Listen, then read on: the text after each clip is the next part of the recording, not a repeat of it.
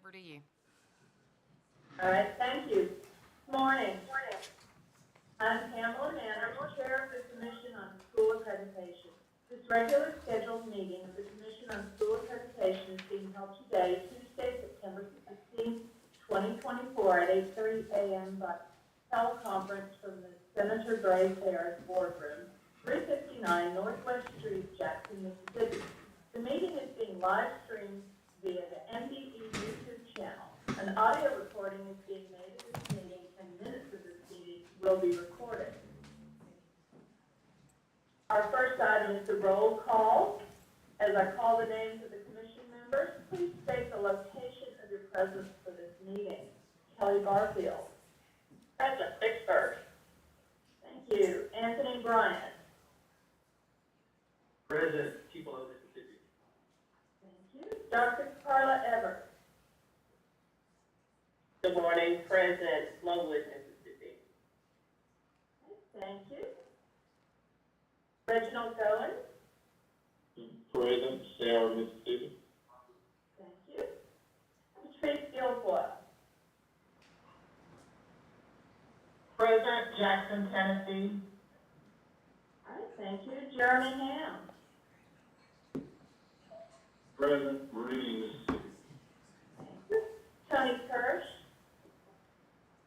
Present, Carl, Mississippi. Thank you. And I'm Pam Manners. I'm in Biloxi. Aisha Maxwell. Present, Horn Lake, Mississippi. All right. Traciki Pettis. Present, Hamilton, Mississippi. All right, thank you. Dr. Scott Rhymes. Present, Brandon, Mississippi. Thank you. Brad Stevens. Present, Monroe County, Mississippi. Thank you. Dr. Sarah Wilborn. Present, Ellisville, Mississippi. Thank you. And Ingrid Williams. A quorum of the commission is present for the purpose of conducting this meeting. The meeting is called to order at 8:34 a.m. Our next item is the adoption of the agenda. And commission members should receive a copy of this agenda. So at this time, I'll entertain a motion for approval of today's agenda. Please identify yourself for the record. Sarah Wilborn, I make the motion. Thank you. And may I have a second? Tony Kirsch, second. All right, Tony Kirsch, second. Thank you. Is there any discussion before we vote? All right, if not, then at this time, all those in favor of adopting today's agenda, please say aye. Aye. Aye. Any opposed? All right, thank you. The motion carries. We're on to item 3, which is an action item. It's the approval of the minutes of the April 4th, 2024 meeting of the Commission on School Accreditation. At this time, I'll entertain a motion to accept the minutes from the April 4th, 2024 meeting of the Commission on School Accreditation. And may I have a motion, please? Motion, Scott Rhymes. All right, thank you. And may I have a second, please? Second, Aisha Maxwell. I think, did I hear Dr. Everett first? Yes. All right, Yes. thank you. All right, thank you. Is there any discussion? All right, if not, then at this time, all those in favor of the approval of the minutes of the April 4th, 2024 commission meeting, please say aye. Aye. Aye. Any opposed? All right, thank you. The motion carries. We're on to item number 4, which again is an action item. It's the approval of the minutes of the August 29th, 2024 special call meeting of the Commission on School Accreditation. At this time, I'll entertain a motion to accept the minutes from the August 29th, 2024 special call meeting of the Commission on School Accreditation. As I ask for the motion, please identify yourself for the record. May I have a motion, please? Jeremy Ham, so moved. All right, thank you. And may I have a second, please? Sarah Wilborn, second. All right, thank you. Is there any discussion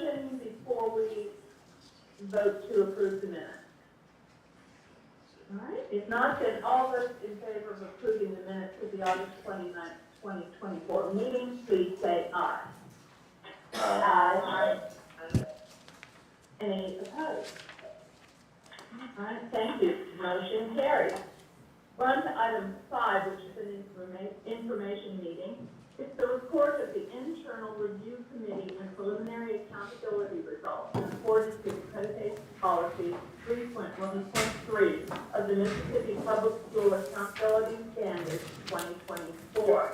And Mr. Alan Burrow will present this information. Good morning, Mr. Burrow. Good morning. Alan, do you want me to pull up the PowerPoint now? We won't need a PowerPoint for this part. Okay.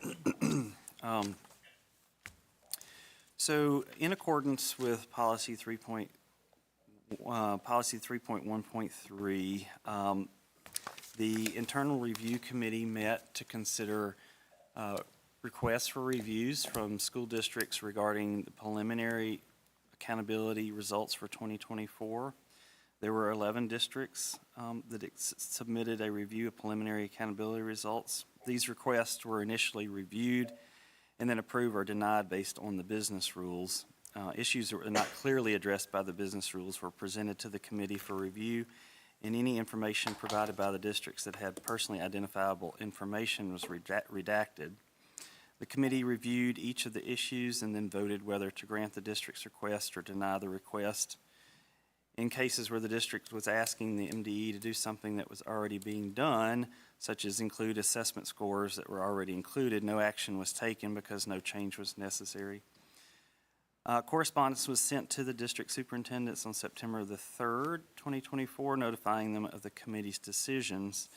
The commission has details on each of the issues that the committee considered. And none of the issues that were in your detailed notes were approved to be changed in the accountability results.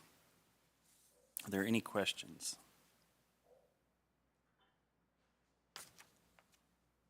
Thank you, Mr. Burrow. If there are no questions or comments for Mr. Burrow at this time, we'll move on to item number 6, which is a discussion item for the district/school performance report for school year 2024-25 based on school year 2023-2024. And again, Mr. Burrow will present this information. Do I have control of the slides or do you? I think I do. Okay. Good morning. This is Paula Vanderford. I'm going to begin with just a few introductory slides before I turn it over to Alan to walk through the most recent data that we'll be asking for the commission to approve this morning. But as always, briefly, we begin with the vision and mission of the State Board of Education, and that's to create a world-class educational system where all students can flourish, whether they choose to enter the workforce or to enroll in college. And we do that by providing leadership through policy development and accountability systems that ensure all students are successful. The results that we present to you today are really focused around all 6 of the board goals because every goal has an impact from effective teachers and leaders. It certainly impacts the performance and the educational outcomes for all students. Just a few notes, the 2023-24 grades that will be presented to you today are based on how the students perform during the 2024 school year, and is based on the academic growth that they made during the previous year. Just as a reminder, our graduation rates are lagged by 1 year for our May of 2023 graduates. And as you know, the accountability system relies very heavily on academic growth. And so last year, our growth remained elevated, particularly in the high schools, as a result of the pandemic impact. And I mentioned all of the goals earlier, but we're going to focus just for a minute on Goal 6. The board added a 6th goal to their strategic plan a number of years ago to focus on the improvement of all schools and each district. And that goal is that every school and district is rated a C or higher. So you can see here 3 years of data from 22 to 23 to the preliminary data that we have before you today for 2024, that currently 93.9% of all districts are rated a C or higher, and 85.7% of all schools are rated a C or higher. And the next slide just gives you that percentage of districts. So we're at 70.3% of districts that are rated an A or a B, and we have 66.7% of the schools that are rated an A or a B as well. This next slide is a district grade distribution, looking at 2017 and 2024 to depict the performance over the years. We use the data from the 2016-2017 school year because that is the year that the current data or standards that we have that were set to produce the current data in 2017 compared to 2024 now. And then the next slide is a distribution of the schools from 2017 compared to 2024. And there's been a lot of questions from superintendents, principals regarding the resetting of the cuts. As many of you know and have heard us talk about in the past, that state law, where our accountability system is defined in law and requires the components of the system that we currently have, there is a section of the law that says when 65% of the schools or districts earn a B or higher, then the standards must be reset. And there's another provision in the law that says when 75% of the students served reach proficiency level. Now, we're quite a ways from reaching the provision for the 75% proficiency level, but as you can see on the previous slide, we have exceeded the 65% of the schools and districts earning an A or a B. So we are currently, as we've discussed across the state for quite some time now, engaging stakeholders and looking at revisions to the business rules of the accountability system and incorporating additional components. And so it will be primarily around the readiness index for college and career, focusing on enrollment, employment, and even enlistment. We hope that we'll be able to incorporate some work around the ASVAB and JROTC program completions, et cetera, in the future. And so at that time, when all of that works its way through the Accountability Task Force, through the Technical Advisory Committee, and on to the Commission on School Accreditation, and then to the board for the APA process, that's when we'll work to reset those standards following that. And so right now, as we lay out that timeline of when all that work would be done, it would be actually the fall of 2026 before we would present accountability results to the commission and the board based on the new business rules. So to say that we'll have one more round with the current cuts the way they are now for the current school year that we're in. The next slide is just a summary of the change from the prior year for each of the accountability components that are included in the 1,000-point school model, which is any school with a grade 12, as well as the districts. So you can see that the only areas there where we've had a decrease is in the areas of growth and acceleration. And the acceleration component decreased slightly, but that is because of the change that we had in state statute that required all the assessments that are included or dual credit courses that are included in the acceleration component be equally weighted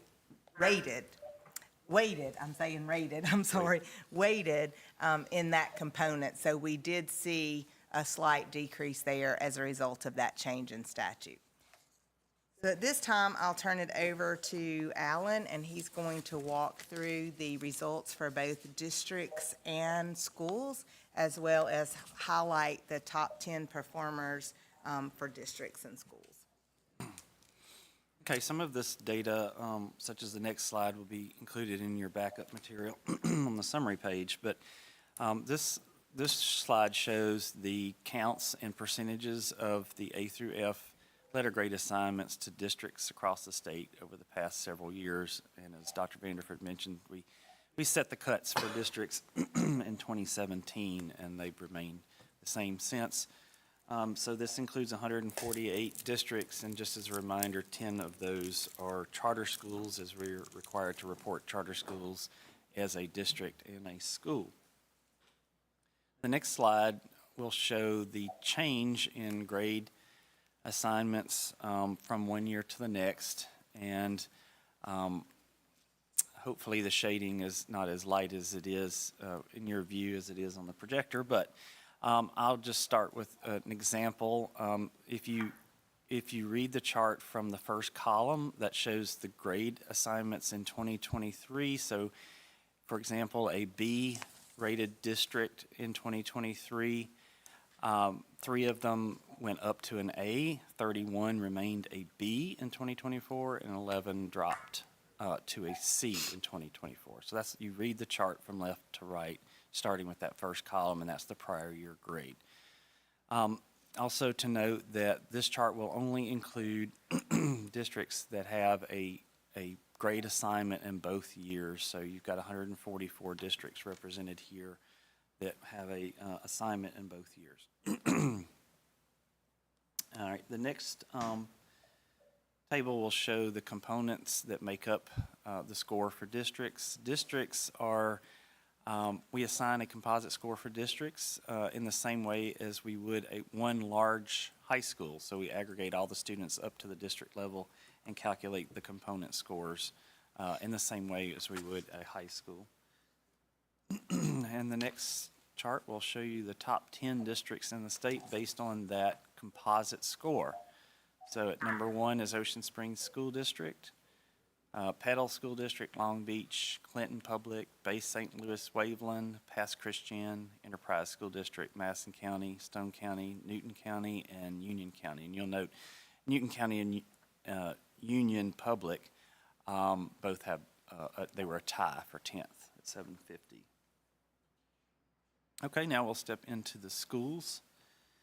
And this first table is the same as we did for the district. This is all schools in the state, 861 that are included in the accountability report, and their grade assignments, counts, and percentages. The next table will show you how the grade assignments moved from 23 to 24. So see a bit of movement on both sides, positive and negative. I'll note again that growth was not as pronounced this year, and some schools have probably seen a change based on that impact, that looming or impact from the pandemic regarding growth. The next slide just shows the components that are used in the 700-point model. So those are elementary and middle schools, schools without a 12th grade. And just as a reminder, if a school does not have, and this applies to high schools as well, if a school does not have an EL progress component in that last column over there to the right, all of the other components increase 5%. So then you would see 100 points for each of those others. Okay, we can go to the next slide, and this shows the split out of the grade movement for 700-point schools.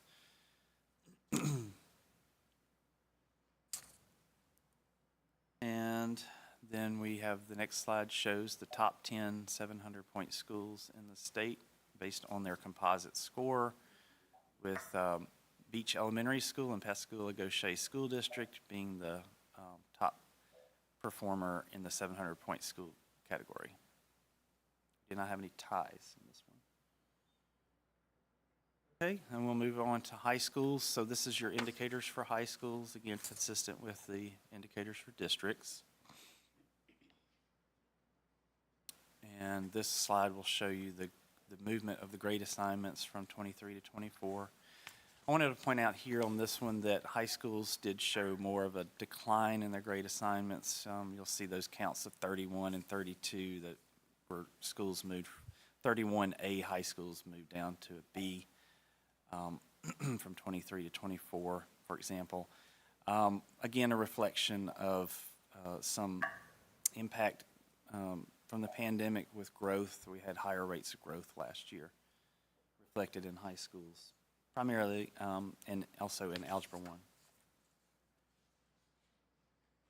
The next slide will show you the top 10 1,000-point schools in the state, with Poplarville High School and Poplarville Separate School District at number 1 with a score of 888. Okay, the next slide is just a summary slide. You already have the information about how many increased a letter grade, but of note, 126 increased in reading and math proficiency last year, 95 increased in reading and math proficiency this year, so not as much upward movement this year as the prior year. Likely still some lingering impact from the pandemic. We'll see that reflected the same in the next slide. That's 700-point schools. So that yellow box at the top is last year's numbers, and the blue box at the bottom is this year. So we have a little bit less upward movement in reading and math proficiency. And that's, reflected also in what we saw in the initial slide showing our growth changes from one year to the next. And then the next slide will be 1,000-point schools, and is 1,000-point schools again reflects those changes. You'll see quite a number more did not increase the letter grade, again likely because of the changes in growth from last year. Okay, do we have any questions about all of that? This is Aisha Maxwell of Horn Lake. I do have a question for clarification about the cut floor changes and when to expect that possible change, and what all components go into that. So at this time, we have not confirmed a proposal that would be presented to the commission based on the revisions. But right now, it appears that the primary focus is expanding the readiness component to take what we know now as the college and career readiness and the acceleration and potentially combine those and expand on that and refer to it as a readiness component, and focusing on all students, whether they choose to enroll in college or they seek employment or enlist in the military, focusing on that enroll, employ, and enlist component. So we don't, Alan may want to weigh in on this, but don't expect major changes. But when we talk about the standard setting, there is a conversation with the Accountability Task Force at the direction of many stakeholders, and particularly our State Board of Education, that has charged us with looking at other ways to set standards rather than having that forced distribution like we had when the standards were set back in the 16-17 school year, and even prior years to that with the inception of this model, to where a certain percent is an A for the first year and a certain percent is an F. And I think if I remember correctly, it was 10% of districts were an A the first year and 14% were an F the first year. So that was, norm reference, but we're looking at some type of hybrid to where we would consider both norm referenced and criterion referenced in order to set those standards. And so the timeline of that, we plan to have the completed proposed revisions this fall, and then move those through the process with vetting it with our technical advisory committee, and then on to the commission, as I stated earlier, state board, and the APA process. And then finalize and develop the business rules, which would be another APA process in the spring of '25, and then set the standards in the summer of '25, and then have that information in the fall, this time next year, to communicate information about the model and the standards and how that will impact districts, and then have our first results based on the revisions to the new model 2 years from now, in the fall of 2026, based on the data from the 25-26 school year. So I know that didn't answer your question specifically, but the answer is we don't exactly know. We have some ideas of what has been discussed with our stakeholders. We are, and that includes the legislative leadership. We've been in conversation with the Speaker's office and with both the House and Ed chairs and education committees and Lieutenant Governor's office, et cetera, in working through this process. So Alan, do you have anything No, I don't to have add anything to that? Okay, thank you. Are there any other questions for Mr. Burrow or for Dr. Vanderford? All right. If not, then we'll move on to item 7, which is an action item, approval of district and school performance classifications for school year 2024-2025 based on school year 2023-2024. At this time, I will entertain a motion to approve the district school performance classifications for school year 2024-25 based on school year 2023-24. And please identify yourself for the record as you make the motion. May I have a motion, please? So moved. Scott Ryan. Dr. Seconded. All right. Dr. Ron made the motion, Dr. Evers seconded. Is there any discussion before we vote for the approval of the district school performance classification?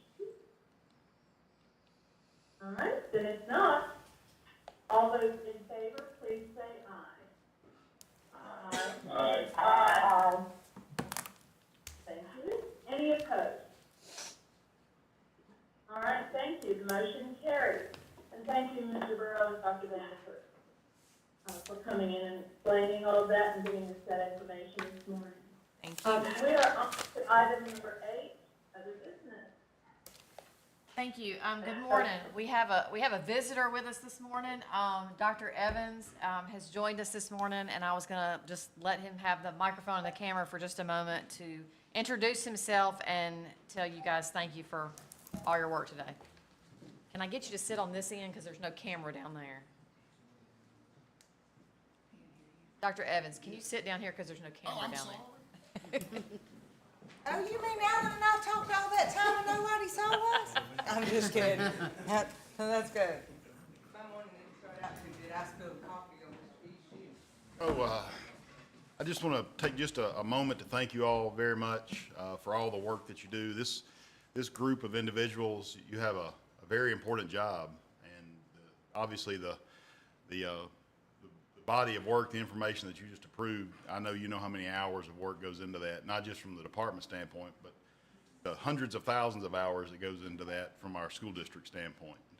From our school districts with our teachers and our students and our administrators. So thank you so much. I appreciate you. Just know that I'm always here to serve you if you ever need me. The department, we are a service organization, and appreciate your work and your support tremendously. I want to introduce, make sure people in here know that Mr. Glenn East, the chairman of the state board, is in here with us. He's not off camera, but he is off camera, but he's waving.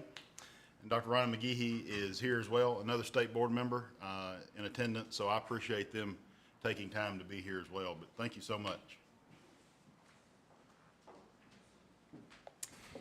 Thank you. Thank you, Dr. Evans. The only other business is just to remind everyone that the next meeting is scheduled for Tuesday, October the 15th.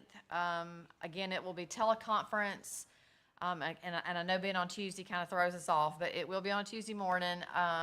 And at that meeting, we are anticipating approving the assignments of the recommended accreditation statuses for the new school year. Okay, thank you very much. If there are no questions for Dr. Malone, Then at this time, I will entertain a motion to adjourn. May I have a motion, please?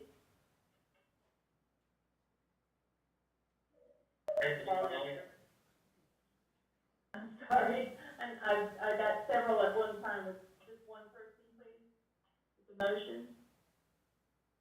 Carl Evans, I move adjournment. Thank you, Dr. Evers. May I have a second? Brad Stevens, second. Thank you, Mr. Stevens. Any discussion before we adjourn? All right, at this time, then all those in favor of adjourning, please say aye. Aye. Aye. Any opposed? All right, thank you. We stand adjourned at 9:03 a.m. and thank you all very much.